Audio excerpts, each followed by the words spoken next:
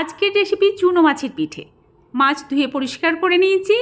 এরপর একটা বড় বাটিতে নিয়ে নিলাম হাত দিয়ে নাড়া যাবে না এরকম টেম্পারেচার গরম জল। তাতে দিয়ে দিলাম মার্কেটের সেদ্ধ চালের গুঁড়ো, ব্যাস পরিমাণ মতো লবণ, হলুদ, জিরের গুঁড়ো, তারপর দিলাম আদা রসুন পেঁয়াজ বাটা আর একটা টমেটো ছোটো করে কেটে নিয়েছি। হাত দিয়ে চটকে ব্যাটারটা রেডি করে নিলাম। তারপর চুনো মাছগুলো দিলাম আর বেশি পরিমাণে একটু ধনেপাতা দিলাম। আর জল লাগলে কিন্তু অবশ্যই ঈষদ উষ্ণ জল ইউজ করতে হবে।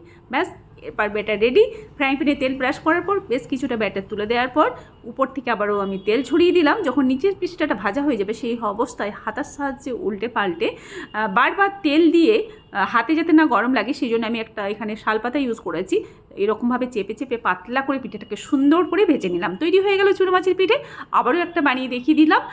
কেমন লাগলো তোমাদের আজকের রেসিপি অবশ্যই কমেন্টে জানিও। আর যারা কোনো দিন বানিয়ে খাওনি তারা অবশ্যই একদিন বাড়িতে বানিয়ে খেয়ে জানিও আমাকে তোমাদের কেমন লাগলো। চলো টাটা। আজকের রেসিপি চুনো মাছের পিঠে। মাছ ধুয়ে পরিষ্কার করে নিয়েছি।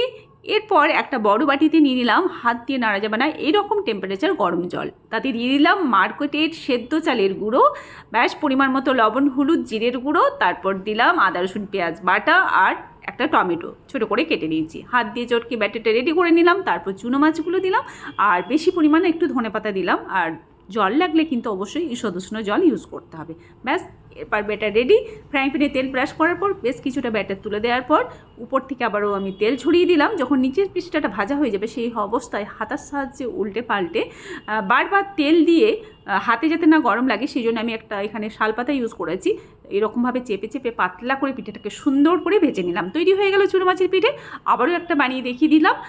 কেমন লাগলো তোমাদের আজকের রেসিপি অবশ্যই কমেন্টে জানিও। আর যারা কোনো দিন বানিয়ে খাওনি তারা অবশ্যই একদিন বাড়িতে বানিয়ে খেয়ে জানিও আমাকে তোমাদের কেমন লাগলো। চলো টাটা।